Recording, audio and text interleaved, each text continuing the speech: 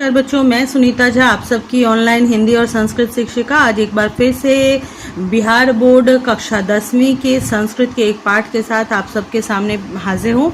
और मैं ये सोच रही थी कि अगर आप लोगों को और किसी पाठ के बारे में जानना हो या उसकी वीडियो देखनी हो, चाहे वो हिंदी का हो या संस्कृत का हो, तो आप मुझे ज़रूर बताइए ताकि मैं उसके अनुसार आपके लिए वीडियो बना सकूं। आज हम लोग षष्ठम पाठ को पढ़ने वाले हैं, जिसका कि नाम है भारतीय संस्काराः। पाठ को शुरू करने से पहले पाठ परिचय यहाँ पे देखिए, जो कि आप ही के बुक में दिया हुआ है। बुक में एकदम स्टार्टिंग में जो दिए हुए हैं सारे पाठ के दिए हुए हैं। तो यहाँ पे भारतीय संस्कारा के बारे में दिया हुआ है कि भारतीय जीवन दर्शन में चौल कर्म ही पाठ में क्षौर कर्म के नाम से भी बताया गया है, जिसको मुंडन आजकल कहते हैं, उपनयन, विवाह आदि संस्कारों की प्रसिद्धि है। ये सब बहुत ज़्यादा फेमस है। हम लोग जानते हैं कि ये सब बहुत ज़रूरी है हमारे भारतीय जीवन दर्शन में, भारतीय संस्कारों में। छात्रगण संस्कारों का अर्थ तथा उसके महत्व को जान सके, इसलिए इस स्वतंत्र पाठ को रखा गया है, जिससे उन्हें भारतीय संस्कृति के एक महत्वपूर्ण पक्ष का व्यवस्थित परिचय मिल सके। दरअसल संस्कार, भारतीय संस्कार जो है वो जीवन के अलग अलग समय पे तय किए गए संस्कार हैं, जो कि वैदिक रीति के अनुसार बच्चे को जन्म से लेकर मृत्यु तक एक व्यक्ति के लिए तय किए होते हैं। और उन संस्कारों के द्वारा उनमें गुण का आरोपण किया जाता है, अशुद्धि दूर की जाती है, वेद समय समय पर वेद का अध्ययन किया जाता है, तो उसको हम लोग भारतीय संस्कार कहते हैं। हाँ, और उन संस्कारों के द्वारा संस्कृति का आरंभ होता है। उन संस्कारों के द्वारा हमें बताया जाता है कि हमारे लिए क्या करने वाला चीज़ है, क्या कर्तव्य है हमारा और क्या अकर्तव्य है। ठीक है, तो उसी को संस्कार कहते हैं। यही चीज़ आज हम लोग यहाँ पे पढ़ने वाले हैं। असल में संस्कार क्या है, तो हम लोग सुनते हैं वो संस्कार और ये संस्कार में क्या अंतर है। ठीक है, भारतीय संस्कृतेः अन्यतमं वैशिष्ट्यं विद्यते यत जीवने इह समये समये संस्कारा अनुष्ठिता भवन्ति। भारतीय संस्कार में कुछ विशेष ही, बिल्कुल अलग ही विशिष्टता है। जैसे अन्य संस्कृति संस्कार हैं, उनसे कुछ अलग अन्यतम विशिष्टता विद्यमान है, जो जीवन में समय समय पर संस्कार के रूप में अनुष्ठित किया जाता है, अनुष्ठान किया जाता है, शुरू किया जाता है। ठीक है, अद्य आजकल संस्कार शब्द सीमितो व्यंग रूप प्रयुज्यते। आज के समय में संस्कार शब्द जो है सीमित हो गया है, हम उसको बहुत छोटा करके गिनते हैं। संस्कार मतलब अच्छा व्यवहार हो गया है, तो आजकल हम बस उसी को समझ गए हैं कि संस्कार है, और ये सीमित होकर व्यंग के रूप में प्रयोग किया जाने लगा है। मतलब हम व्यंग के तौर पे कहते हैं कि तुम्हारे अंदर संस्कार नहीं है, तुमने संस्कार कहाँ से पाया, तुम किससे सीखते हो आदि, ये व्यंग के तौर पर हम अब इस्तेमाल करते हैं। किंतु संस्कृते रूपकरणमिदं भारतस्य व्यक्तित्वं रचयति। लेकिन संस्कृति के का उपकरण, यह संस्कार जो है वो संस्कृति का उपकरण के रूप में है, जो भारत के व्यक्तित्व को रचता है। यानी संस्कार ही जो है वो संस्कृति तैयार करता है, और जो कि भारत की विशेषता है, भारत की विशिष्टता है। भारत कोई ज़मीन नहीं है, भारत कोई धरती नहीं है, भारत कोई लोग नहीं है। भारत विशिष्ट माना जाता है अपनी संस्कृति के कारण, है ना। और इस संस्कृति को संस्कार बनाता है, पैदा करता है। तो संस्कृति के उपकरण के रूप में यह भारत के व्यक्तित्व को रचता है। यह कौन? संस्कार। विदेशे निवसन्तो भारतीया संस्कारान् प्रति उन्मुखा जिज्ञासावश्च। विदेश में रहने वाले भारतीय लोग जो हैं संस्कार के प्रति उन्मुख हैं और जिज्ञासा भी रखते हैं, जानने की इच्छा भी रखते हैं संस्कारों के बारे में। देश के लोग भले इसको व्यंग के तौर पर इस्तेमाल करते हैं, लेकिन जो विदेश में रहते हैं उन लोगों का भारतीय संस्कार के प्रति झुकाव बहुत ज़्यादा है, जिज्ञासा बहुत ज़्यादा है। पाठे अस्मिन् तेषां संस्काराणां संक्षिप्तः परिचयो महत्वञ्च निरूपितम्। इस पाठ में तेषां, उन संस्कारों का संक्षिप्त परिचय और महत्व निरूपित किया गया है, बताया गया है। भारतीय जीवन है, अब ये तो आप लोगों को मैंने बता दिया। इसमें कई प्रश्न हो सकते हैं, जैसे भारतीय संस्कृति की विशेषता क्या है, उसका संस्कार, उसके बाद आजकल संस्कार किस रूप में प्रयोग किया जाने लगा है, व्यंग्य रूप में। उसके बाद कौन भारत के व्यक्तित्व को रचता है, संस्कृति का उपकरण कौन है या क्या है, विदेश में बसने वाले या भारतीय संस्कार के प्रति कौन लोग उन्मुख हैं या जिज्ञासा है रखते हैं, विदेश में रहने वाले भारतीय। और इस पाठ में किस चीज़ के बारे में बताया गया है, इस पाठ में संस्कारों का संक्षिप्त परिचय और महत्व बताया गया है। ठीक है, इन प्रश्नों के उत्तर आप लोग लिख लीजिएगा तो बेहतर रहेगा, ताकि एग्जाम के समय फिर से आपको इतना पढ़ना ना पड़े। आप पॉइंट्स में इसको लिखते जाइएगा। ये मैं बस ये आपको टिप दे रही हूँ ताकि आपको उस समय बहुत ज़्यादा रिवीजन ना करना पड़े। तो अभी जैसे मैं बताते जा रही हूँ उनको एक एक पॉइंट में लिखते जाइए, लिख के रखिएगा। बस एक बार आप पढ़िएगा, आपका रिवीजन अच्छे से हो जाएगा। पूरा पढ़ना नहीं पड़ेगा, पूरा समझना नहीं पड़ेगा, है ना। भारतीय जीवने प्राचीन कालतः संस्कारा महत्वम धारयन्। भारतीय जीवन में प्राचीन काल से ही संस्कार महत्व रखता है। अब यहाँ देखिए, प्राचीन कालतः, ये तह लगाने से प्राचीन काल जो है वो पंचमी विभक्ति में आ गया, यानी अपदान से जो पृथक होने के लिए, दूरी के लिए, भय के लिए जो प्रयोग करते हैं उसमें हम लोग प्राचीन कालात भी लिखते तो सही होता, जो कि पंचमी विभक्ति है। अब यहाँ कालात ना लिखकर कालतः जब लिख देते हैं तो भी वही काम होता है, वही अर्थ इसका भी बनता है। जैसे दिल्ली तः, पटना तः, ग्राम तः आगच्छति, तो गांव से आता है, पटना से आता है, दिल्ली से आता है, इस तरह से इसका प्रयोग होता है। तो भारतीय जीवन में प्राचीन काल से ही संस्कार महत्व रखता है। प्राचीन संस्कृतेर अभिज्ञानम संस्कारेभ्यो जायते। प्राचीन संस्कृति के पहचान जो है वो संस्कारों के द्वारा ही बनता है, पैदा होता है। अत्र ऋषीणाम कल्पना आसीत् यत् जीवनस्य सर्वेषु मुख्यावसरेषु वेदमन्त्राणां पाठः, वरिष्ठानाम् आशीर्वादः, होमः, परिवार सदस्यानां सम्मेलनं च भवेत्। यहाँ पर यानी संस्कारों के आरंभ के लिए, आरंभ क्या सोचकर किया गया है, उसमें ऋषियों की कल्पना थी कि जीवन के सभी मुख्य अवसरों पर वेद मंत्रों का पाठ हो, वरिष्ठों यानी कि बड़ों का आशीर्वाद प्राप्त हो, होम होना चाहिए, परिवार के सदस्यों का मेल जोल होते रहना चाहिए। यही कल्पना करके संस्कारों को तैयार किया गया, बनाया गया। तो प्रश्न अगर होता है कि संस्कारों के निर्माण में ऋषियों की क्या कल्पना थी या किस वजह से संस्कारों का आरंभ किया गया, तो उसमें ये उत्तर आप लिखेंगे कि उनकी कल्पना थी कि मुख्य अवसरों पर वेद मंत्रों का पाठ हो, बड़ों का आशीर्वाद मिले, होम और परिवार के सदस्यों का मेलजोल बनता रहे, इसलिए इन संस्कार अनुष्ठानों का आरंभ किया गया। तत्सर्वम संस्काराणाम अनुष्ठाने संभवति, और इन सब से संस्कार अनुष्ठान संभव हो पाता है, पूरा हो पाता है। एवं संस्काराः महत्वम धारयति, इस प्रकार से संस्कार महत्व रखता है। क्या महत्व रखता है? ये जो अभी मैंने बताया, आप बड़ों का आशीर्वाद, होम, परिवार के सदस्यों का मेल जोल, इस प्रकार से संस्कार महत्व रखते हैं हमारी जिंदगी में।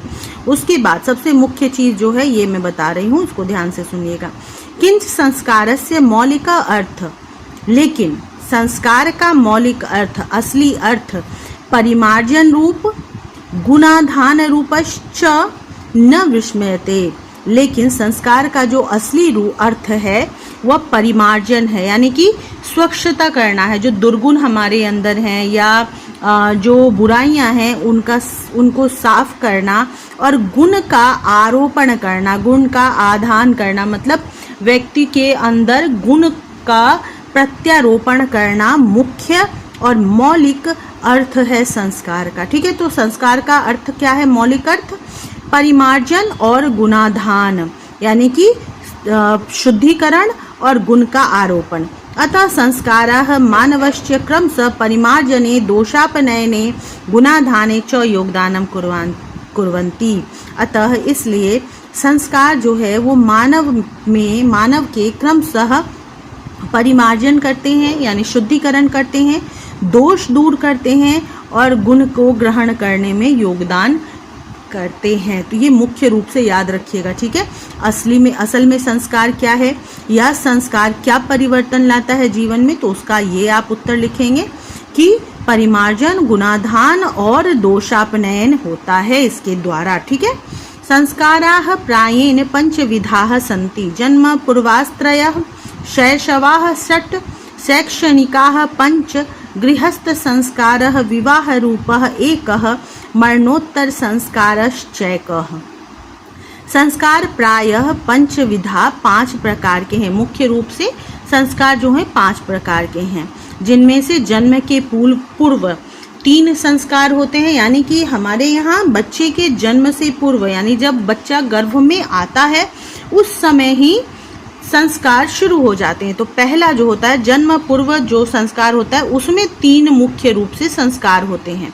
शैशव काल में, यानी कि जब शिशु रूप में बच्चा होता है उस समय 6 संस्कार होते हैं। याद रखिएगा, ये अक्सर पूछा जाता है, इस बार भी पूछा गया था प्रश्न में। शैक्षणिका पंच, और शिक्षा के समय जब बच्चा पढ़ रहा हो उस समय 5 संस्कार होते हैं। और गृहस्थ संस्कार में विवाह के रूप में सिर्फ 1 गृहस्थ संस्कार, यानी कि पारिवारिक संस्कार जो है वो एकमात्र है, विवाह। और मरणोत्तर संस्कार सिर्फ 1 होता है, जिसको हम अंत्येष्टि संस्कार आदि कहते हैं, ठीक है। तो इतने कुल संस्कार हैं, मुख्य 5 है, लेकिन टोटल जो है वो एवं षोडश संस्काराः भवन्ति। इस प्रकार 16 संस्कार होते हैं, मुख्य सिर्फ 5 और ऐसे कुल 16 संस्कार होते हैं, ठीक है। जन्म पूर्व संस्कारेषु गर्भाधानम, पुंसवनम, सीमांतोनयनम च इति त्रयो भवन्ति। तो जन्म पूर्व संस्कार जो 3 होते हैं उनमें पहला होता है गर्भाधान, दूसरा होता है पुंसवन और तीसरा होता है सीमांतोनयन। 3 जो नाम है, नाम याद रखिएगा, नाम भी पूछा जाता है। जन्म पूर्व 3 संस्कार, पहला गर्भाधान, दूसरा पुंसवन, तीसरा सीमांतोनयनम, ये 3 हैं। अत्र गर्भरक्षा, गर्भस्थस्य संस्कारारोपणं, गर्भवत्याश्च प्रसन्नता च इति प्रयोजनं कल्पितम् अस्ति। यहाँ गर्भरक्षा, जो गर्भवती है उसके गर्भ की रक्षा, गर्भस्थ यानी गर्भ में जो बच्चा है उसके अंदर संस्कार आरोपणम, संस्कार को पैदा करना, संस्कार डालना, और गर्भवत्याश्च प्रसन्नता, और गर्भवती जो है उसकी प्रसन्नता प्रयोजन अर्थात कारण में रखकर, ये सोचकर, ये कल्पना करके इन तीनों संस्कार को आरंभ किया गया था, ठीक है। शैशव संस्कारेषु जातकर्म, नामकरणम, निष्क्रमणम, अन्नप्राशन, चूड़ाकर्म, कर्णवेधश्च इति क्रमशो भवन्ति। और शैशव संस्कार में जो हमने अभी पढ़ा कि शैशव संस्कार में 6 संस्कार सम्मिलित हैं। तो पहला जो है वो है जातकर्म, दूसरा नामकरण, जब बच्चा शिशु होता है उसी समय उसका नामकरण आदि भी होता है। तो वो जो सारे जो उस समय होते हैं वो कौन कौन से हैं, फिर निष्क्रमण है, फिर अन्नप्राशन है, यानी पहले बार जो अन्न खिलाया जाता है, फिर चूड़ा कर्म है, और उसके बाद कर्णवेध है, यानी कर्ण को कान छेदन का जो विधि है वो है। तो कुल 6 कौन कौन से हैं शैशव संस्कार, जातकर्म, नामकरण, निष्क्रमण, उसके बाद अन्नप्राशन, चूड़ाकर्म, कर्णवेध, ठीक है। ये 6 संस्कार हैं शैशव संस्कार में। फिर शिक्षा संस्कार में, शिक्षा संस्कारेषु अक्षरारंभः, उपनयनम, वेदारंभः, केशान्तः, समावर्तन च इति संस्काराः प्रकल्पिता। शिक्षा संस्कार में अक्षरारंभ, उपनयन, वेदारंभ, केशांत और समावर्तन, ये कुल 5 संस्कार तय हैं, शिक्षा संस्कार में प्रकल्पित हैं, मतलब माने गए हैं।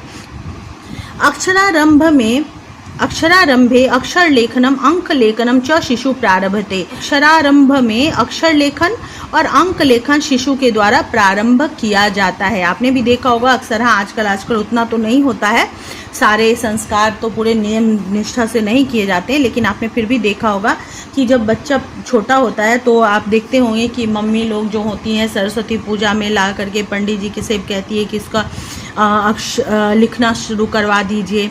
तो पंडित जी कुछ नियम विधि करके और पहला अक्षर लिखवाते हैं।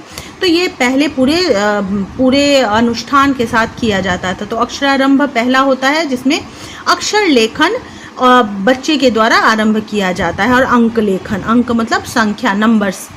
उपनयन संस्कारस्य अर्थः गुरुना शिष्यस्य स्वगृहे नयनम भवति। और दूसरा जो होता है संस्कार, उपनयन संस्कार, इसका अर्थ है गुरु के द्वारा शिष्य को अपने घर ले जाना, जिसमें गुरु, उपनयन संस्कार में गुरु के द्वारा शिष्य का स्वगृह, अपने घर ले जाना जो होता है वही होता है उपनयन संस्कार।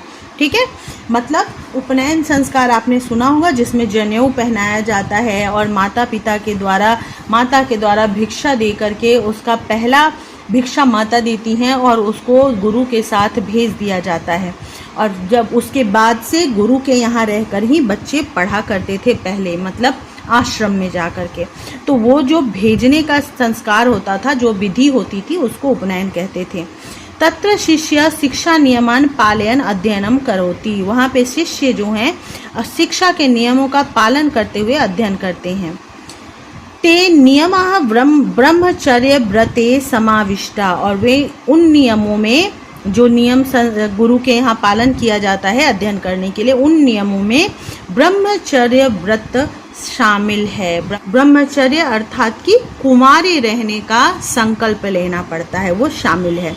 प्राचीन काले शिष्य ब्रह्मचारी इति कथ्यते स्म। प्राचीन काल में शिष्यों को ब्रह्मचारी भी कहा जाता था, इसी वजह से, क्योंकि वो ब्रह्मचर्य का व्रत लेते थे, इसीलिए उनको ब्रह्मचारी भी कहते थे शिष्यों को। ठीक है, ये सब प्रश्न आएंगे कि शिष्यों को क्या कहा जाता था प्राचीन काल में, या ब्रह्मचारी किसको कहा जाता था, कौन से क्या पालन करके शिष्य गुरु के यहाँ रहा करते थे, शिक्षा नियम को, वहाँ शिक्षा नियम में कौन सा व्रत शामिल था, ब्रह्मचर्य व्रत। तो ये इस तरह के प्रश्न पूछे जाते हैं, यानी कौन से संस्कार के बाद शिष्य को गुरु अपने घर ले जाते थे, अक्षरारंभ में कौन सा कार्य आरंभ करते थे शिशु, या अक्षर लेखन किसके द्वारा प्रारंभ किया जाता था। तो ये प्रश्न अक्सर आप पूछे जाते हैं। ठीक है, अब आगे बढ़ते हैं। गुरु गृहे एव शिष्य वेदारंभ करोति स्म। और गुरु गृह में ही एव मतलब ही, ये एक अव्यय शब्द है, ही शिष्य वेद आरंभ करते थे। करोति स्म, ये करोति वर्तमान काल है, लटलकार है, लेकिन जब स्म इसमें जुड़ जाता है तो ये भूतकाल हो जाता है, जिसमें कि ताह, थे, तिथि इस तरह का अंत हो जिन वाक्यों का, उसमें करोति स्म लगाया जा सकता है। हर जगह नहीं लगाते हैं, जैसे कि वह दिल्ली गया, ये इसमें गया में हम स्म नहीं लगा सकते क्योंकि ये सिर्फ एक बार गया, लेकिन वह दिल्ली जाता था, था होगा, तब हम यहाँ पर करोति स्म, गच्छति स्म करके लगा सकते हैं, लिख सकते हैं। ठीक है, आगे बढ़ते हैं। वेदानां महत्वम प्राचीन शिक्षायाम उत्कृष्टम मन्यते स्म। वेदों का महत्व प्राचीन शिक्षा में सबसे उत्कृष्ट माना जाता था। सबसे ज़्यादा वेदों को पढ़ना सबसे महान, सबसे महत्वपूर्ण माना जाता था पहले के समय में। केशांत संस्कारे गुरुगृहे एव शिष्यस्य प्रथम क्षौर कर्म भवति स्म। केशांत संस्कार में केश का अंत, केशांत मतलब केश, बालों का अंत संस्कार जो होता था, उसमें गुरु गृह में ही, गुरु के आश्रम में, घर में ही शिष्य का पहली बार बाल काटा जाता था। क्षौर कर्म यानी बाल काटने की विधि होती थी। अत्र गोदानम मुख्यम कर्म, इसमें गोदान मुख्य कर्म होता था। गोदान मतलब गाय दान करने की विधि। तो प्रश्न हो सकता है कि केशांत संस्कार में कौन सा कर्म होता था, यहाँ पे मुख्य क्या कर्म था, तो इस तरह के प्रश्न हो सकते हैं। गोदान किस संस्कार में होता था, क्षौर कर्म किस संस्कार में होता था, क्षौर कर्म कहाँ होता था, इस तरह के प्रश्न पूछे जा सकते हैं। अतः साहित्य ग्रंथेषु अस्य नामांतरम गोदान संस्कारो अपि लभ्यते। इसलिए साहित्य ग्रंथों में इसका नाम गोदान संस्कार भी पाया जाता है। किसका नाम? केशांत संस्कार का नाम गोदान संस्कार भी पाया जाता है, क्योंकि केशांत संस्कार में जब बाल कटता था तो उस समय गोदान मुख्य रूप से किया जाता था, इसीलिए केशांत संस्कार को गोदान संस्कार भी कहीं कहीं लिखा जाता है। समावर्तन संस्कारस्योद्देश्यं शिष्यस्य गुरुगृहात् गृहस्थजीवने प्रवेश। और समावर्तन संस्कार का मुख्य उद्देश्य था शिष्य का गुरु के घर से गृहस्थ जीवन में प्रवेश करना, यानी गुरु आश्रम से जहाँ वो पढ़ाई कर रहे थे ब्रह्मचर्य व्रत से गृहस्थ जीवन यानी पारिवारिक जीवन में प्रवेश करना। संस्कार समावर्तन संस्कार में था शिष्य का गुरु के घर से शिष्य के जीवन से गृहस्थ जीवन में, ब्रह्मचारी जीवन से गृहस्थ जीवन में प्रवेश करना। शिक्षा अवसाने, शिक्षा के अंत में जब वो खत्म होने लगता है उस समय गुरु शिष्यान उपदिश्य गृहम प्रेषयति। शिक्षा जब खत्म होने लगता है उस समय गुरु शिष्यों को उपदेश देकर घर भेजते थे। उपदेशेषु प्रायेण जीवनस्य धर्मा प्रतिपाद्यन्ते। और उपदेशों में लगभग हमेशा जीवन के और धर्म के बारे में बताया जाता था। जैसे यथा, जैसे सत्यम वद धर्मम चर स्वाध्यायान्यमा प्रमद इत्यादि। सच बोलो, धर्म का आचरण करो, धर्म पर चलो और स्वाध्यायान में अपने अध्ययन पर, अपनी पढ़ाई पर, अपने गुणों पर घमंड मत करो, उद्विग्न मत हो अपने जानकारी को सोच सोच कर। तो जो शिक्षा अवसान के समय में गुरु शिष्य को उपदेश देकर वापस घर भेजते थे, उसी को समावर्तन संस्कार कहा जाता था। ठीक है। विवाह संस्कार पूर्वकमेव मनुष्य वस्तुतो गृहस्थ जीवनम प्रविशति। और विवाह संस्कार पूरा करके ही मनुष्य असल में गृहस्थ जीवन में प्रवेश करता है। विवाह पवित्र संस्कार मतः, विवाह को पवित्र संस्कार मानकर यत्र यहाँ नाना विधानी कर्मकांडानि भवन्ति, यहाँ नाना प्रकार के विभिन्न प्रकार के कर्मकांड होते हैं। तेषु उनमें वाग्दानम, मंडप निर्माणम, वधू गृहे वरपक्षस्य स्वागतम, वरवधूओ परस्परम निरीक्षणम, कन्यादानम, अग्नि स्थापनम, पानी ग्रहणम, लाज्जाहोम, सप्तपदी सिंदूर दानम इत्यादि। तो चूँकि विवाह को बहुत पवित्र संस्कार मानते हैं, इसलिए इसमें नाना प्रकार के कांड होते हैं, जिनमें से वाग्दान यानी कन्यादान, वचन दान, वाक मतलब वचन, तो इसका अगर विच्छेद करेंगे तो वाक दानम, वाक जिसमें कि क में हलंत होगा, वाक दानम वचन दान करना, वचन देना। फिर मंडप निर्माण, वधू के घर में मतलब बहू के घर में, कन्या पक्ष के घर में वर पक्ष का स्वागत करना, यानी जो बाराती आता है वो वर वधू परस्परम निरीक्षण, वर और वधू का एक दूसरे को देखना, कन्यादान करना, अग्नि स्थापन जो हवन के लिए अग्नि होता है जो शादी में, वो अग्नि स्थापन, पानी ग्रहण यानी कि जो एक दूसरे के हाथ में वर को के हाथ में वधू का हाथ दिया जाता है उसको पानी ग्रहण संस्कार कहते हैं, लाजा होम यानी कि लावा से हवन करना, सप्तपदी 7 फेरे जो होते हैं उसको कहते हैं, सिंदूर दान आदि मुख्य कर्मकांड होते हैं। प्रश्न को पूछा जा सकता है कि विवाह संस्कार में कौन कौन से कर्मकांड आते हैं, या कई बार पूछा जाता है कन्यादान कौन से संस्कार में होता है, पानी ग्रहण कौन से संस्कार में होता है, लाजा होम या सप्तपदी कौन से संस्कार में होता है। ऐसे प्रश्न पूछे जाते हैं, इसीलिए इनको याद कर लीजिएगा कि कौन से कर्मकांड विवाह संस्कार में होते हैं। ठीक है, सारा समझा दिया मैंने। सर्वत्र समान रूपेण विवाह संस्कारस्य प्रायेण आयोजनम भवति। सर्वत्र मतलब लगभग पूरे भारत में, लगभग पूरे भारत में समान रूप में ही विवाह संस्कार लगभग हमेशा आयोजित होते हैं। थोड़े बहुत अंतर के साथ, चूँकि बहुत दूरी है और हर जगह के कुछ अपने रीति रिवाज होने की वजह से थोड़ी बहुत अंतर के साथ जो मुख्य चीज़ें हैं वो करीब करीब पूरे भारत में होते हैं। जैसे 7 फेरे जो हैं, या सिंदूरदान जो है, या कन्यादान जो है, अग्नि का स्थापन, होम आदि जो है, ये मुख्य चीज़ें जो हैं वो पूरे भारत में होते हैं, थोड़े बहुत अंतर के साथ। तदंतरम गर्भदानादयः संस्कारः पुनरावर्तन्ते जीवन चक्रम च भ्रवन्ति। अब जब विवाह होगा तो बच्चे भी होंगे, इसीलिए यहाँ पे बताया गया है कि जब विवाह संस्कार हो जाता है तो उसके बाद फिर गर्भाधान होता है, यानी बच्चे का आगमन होता है। फिर बच्चा जब आता है, पहले जन्म पूर्व संस्कार होगा, फिर उसके बाद क्या होता है कि शैशव संस्कार होगा, फिर उसके बाद शिक्षा संस्कार होगा, फिर शिक्षा जैसे खत्म होगा तो फिर उस बच्चे का विवाह होगा और फिर उसके बाद बच्चे होंगे।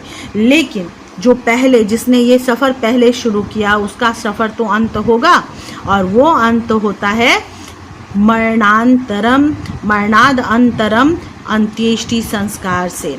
तो यहाँ पे बताया गया है कि विवाह संस्कार का आयोजन होने के बाद उसके बाद गर्भाधान आदि संस्कार पुनरावर्तित होते हैं, दोबारा से होता है, और इस प्रकार से जीवन का चक्र चलता रहता है। इस प्रकार से जीवन का चक्र घूमता, भ्रमति मतलब घूमता रहता है। और उसके बाद मरणाद अंतरम, मरने के पश्चात अंत्येष्टि संस्कार का अनुष्ठान होता, अनुष्ठान होता है, क्योंकि व्यक्ति मर चुका होता है और मरने के बाद एकमात्र संस्कार जो है वो अंत्येष्टि संस्कार होता है। एवं इस तरह से भारतीय जीवन दर्शनस्य महत्वपूर्णम उपादानम संस्कार इति, इस प्रकार से भारत जीवन दर्शन का महत्वपूर्ण उपादान संस्कार है। ठीक है, अब इसमें हमने देखा कि जीवन एक चक्र के रूप में घूम रहा है और उस चक्र में जगह जगह पर संस्कारों का आयोजन किया गया है, और उस चक्र का अंत मृत्यु संस्कार से, अंत्येष्टि संस्कार से होता है, जो कि मरणोत्तर संस्कार के रूप से जाना जाता है। तो मुख्य बात 5 संस्कार हैं और उनमें अगले 16 संस्कार जो टोटल हैं उन्हीं 5 संस्कारों से आते हैं। यहाँ पे शब्दच्छेदा यानी कि संधि विच्छेद दिए हुए, पद का विच्छेद दिया हुआ है। आगे बढ़िए, आगे देखिए, यहाँ पर भी वही चीज़ है, देखते जाइए। ठीक है,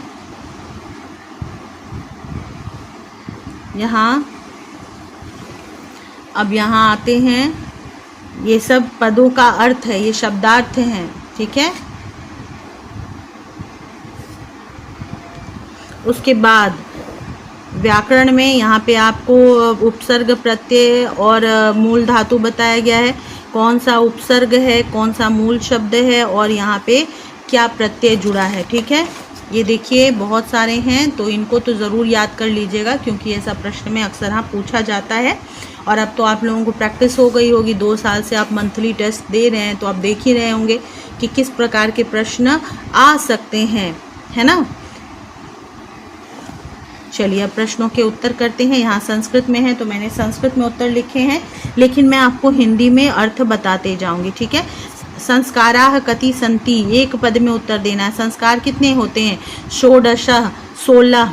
जन्मतः पूर्वम कति संस्काराः भवन्ति, जन्म से पूर्व कितने संस्कार होते हैं? त्रयः, 3। शैशवे कति संस्काराः भवन्ति, और शैशव काल में कितने संस्कार होते हैं? षट्, 6। अक्षरारंभ की दिशा संस्कार, अक्षरारंभ किस प्रकार का संस्कार है? शिक्षा संस्कार। ठीक है, गृहस्थ जीवन से एक संस्कार का, गृहस्थ जीवन का एकमात्र संस्कार क्या है?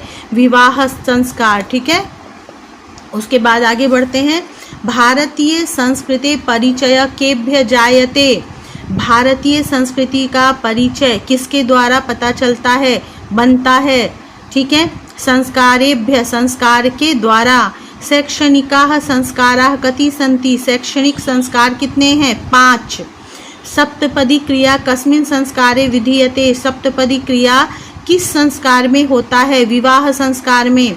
भारतीय दर्शनस्य महत्वपूर्णम उपादानम किम, भारतीय दर्शन का महत्वपूर्ण उपादान क्या है? संस्कार। सीमांतो नयनम केषु संस्कारेषु गण्यते, सीमांतो नयन कौन से संस्कार में गिना जाता है? जन्म पूर्व संस्कार में। ठीक है, यहाँ पे संस्कृत वाला लिखा है वो आप लोग लिख लीजिएगा, मैं हिंदी में बताते जा रही हूँ सिर्फ। अन्नप्राशनम केषु संस्कारेषु गण्यते, अन्नप्राशन किस संस्कार में गिना जाता है? शैशव। गुरु गृहे शिष्य कान पालयन अध्ययन करोति, गुरु गृह में, गुरु के घर में शिष्य किनका पालन करके अध्ययन करता है? शिक्षा नियमान, शिक्षा नियम का पालन करके। ठीक है, संस्काराः मानवस्य कुत्र कुत्र योगदानं कुर्वन्ति, संस्काराः मानवस्य परिमार्जने दोषापनयने गुणाधाने च योगदानं कुर्वन्ति, संस्कार मानव के परिमार्जन में, दोष दूर करने में और गुण को धारण करने में योगदान करता है। क्या उत्तर होगा? संस्कार मनुष्य के परिमार्जन में, दोष को दूर करने में और गुण को धारण करने में योगदान देता है। शैक्षणिक संस्कारेषु के संस्कारा प्रकल्पिता, शैक्षणिक संस्कार में कौन कौन से संस्कार प्रकल्पित हैं? तो ये देखिए, अक्षरारंभ, उपनयन, वेदारंभ, केशांत, समावर्तन आदि 5, कुल 5 संस्कार प्रकल्पित हैं। ठीक है। शैशव संस्कारेषु के संस्कारा संपद्यन्ते, शैशव संस्कारों में कौन कौन से संस्कार हैं? शैशव संस्कारों में कुल 6 संस्कार हैं। जातकर्म, नामकरण, निष्क्रमण, अन्नप्राशन, चूड़ाकर्म, कर्णवेध इति। ठीक है। उसके बाद आगे बढ़ते हैं। प्रश्न है, विवाह संस्कारे कानि मुख्यानि कार्यानि भवन्ति, कौन से मुख्य कार्य होते हैं विवाह संस्कार में? तो अभी मैंने बताया था, ये पूरा जो है यहाँ से यहाँ तक इत्यादि तक। वागदान, मंडप निर्माण, वधु गृह, वर पक्ष का स्वागत, वर वधु का परस्पर एक दूसरे को देखना, कन्यादान, अग्नि स्थापन करना, पानी ग्रहण, लावा से हवन करना, लाजा होम और सप्तपदी यानी 7 फेरे, सिंदूरदान आदि। ठीक है। इतना तक समझ में आ गया। इन प्रश्नों का उत्तर मैं आपको पहले भी बता चुकी हूँ, पाठ पढ़ाते पढ़ाते भी। अंत्येष्टि संस्कारः कदा संपाद्यते, अंत्येष्टि संस्कार कब होता है? मरने के बाद। पुंसवन संस्कार कदा क्रियते, पुंसवन संस्कार कब होता है? जन्म पूर्व, जन्म के पहले। पूरा शिष्य वेदारंभम कुत्र करोति स्म, पहले शिष्य वेद का आरंभ कहाँ करते थे? गुरु गृहे, गुरु के घर में। अब इनको क्या करना है आपको? अधोलिखित उदाहरणम ध्यानेन पठत, इन उदाहरणों को ध्यान से पढ़ो। ततः प्रदत्त पदे कृत्वा करोति कुर्वन्ति प्रयोग पूर्वकम च एकैकम वाक्यम कर रचयत। तो जो वाक्य दिए हुए हैं उसमें कृत्वा यानी करके, करोति या कुर्वन्ति करके, करता है या करते हैं से वाक्य बनाना है। ठीक है। तो यहाँ पे अग्नि स्थापन पहला शब्द दिया हुआ है। ठीक है। कृत्वा मतलब करके। ऋषि स्नानम कृत्वा, कृत्वा यानी कि करके, अग्नि स्थापनम करोति, ऋषि स्नान करके अग्नि स्थापना करते हैं। ठीक है। यहाँ करोति मैंने लिखा जो कि एक वचन में है। ठीक। आगे बढ़ते हैं। अक्षर लेखनम, शिशु अक्षरारंभम कृत्वा, अक्षरारंभ करके अक्षर लेखनम करोति, बच्चा अक्षरारंभ करके अक्षर लेख करता है, लिखने का काम करता है। पानी ग्रहणम, वरः अग्नि स्थापनम कृत्वा पानी ग्रहणम करोति, या वरः वाक्दानम कृत्वा पानी ग्रहणम करोति, जो भी आप चाहें लिख सकते हैं। उसके बाद निरीक्षणम, अभियंता यानी कि इंजीनियर यंत्रस्य निर्माणम कृत्वा निरीक्षणम करोति, यंत्र का, मशीन का निर्माण करके उसका निरीक्षण कर रहे हैं। गोदानम, जना पूजाम कृत्वा गोदानम करणीयम, लोगों के द्वारा पूजा करके गोदान करना चाहिए। या यहाँ पे करणीयम नहीं होना चाहिए क्योंकि यहाँ पे कुर्वन्ती ही लिखने के लिए बोला गया है, कुर्वन्ती। ठीक है।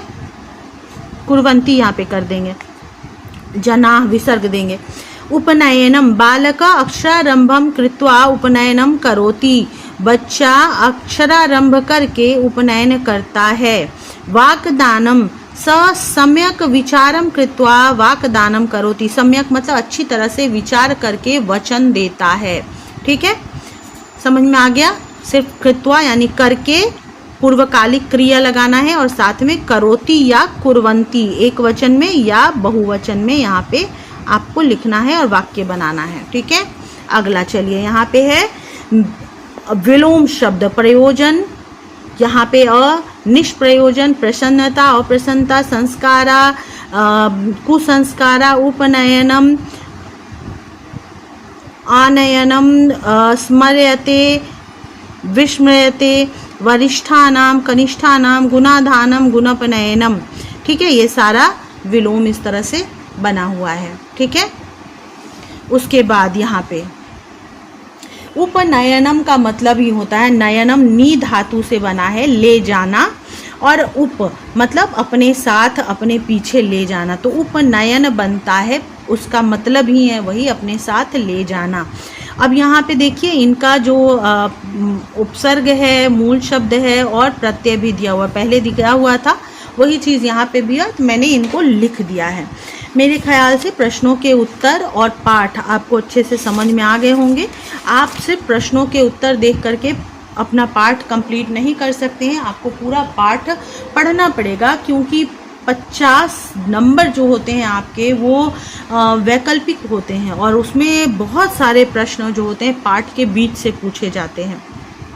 साथ ही जो व्याकरण परिशिष्ट आपके बुक में दिए हुए हैं उनसे भी प्रश्न होते हैं, इसलिए इनको पढ़िएगा ज़रूर, समझिएगा ज़रूर, और जैसा मैंने बताया पहले से शॉर्ट नोट्स बनाते जाइए और फिर आपके लिए इजी हो जाएगा। जैसे देखिए यहाँ पर भी कुछ प्रश्न दिए हुए हैं, वही है जन्म पूर्व संस्कार कितने हैं, 3, शैक्षणिक संस्कार कितने होते हैं, 5, शैशव में कितने संस्कार होते हैं, षट 6, अंत्येष्टि संस्कार कब होता है, तो मरने के बाद, मरणोपरांत, पूरा कह वेदारंभ गुरु गृहे करोति, कौन वेद आरंभ करता था गुरु के घर में, शिष्य, संस्कारा मानवस्य कुत्र कुत्र योगदानम कुर्वन्ति, संस्कार मनुष्य का कहाँ कहाँ योगदान करता है, तो दोषापनयने दोष को दूर करने में, परिमार्जने शुद्धिकरण में, गुणाधाने गुण को ग्रहण करने में योगदान करता है। तो इस प्रकार से ये प्रश्न हो गए।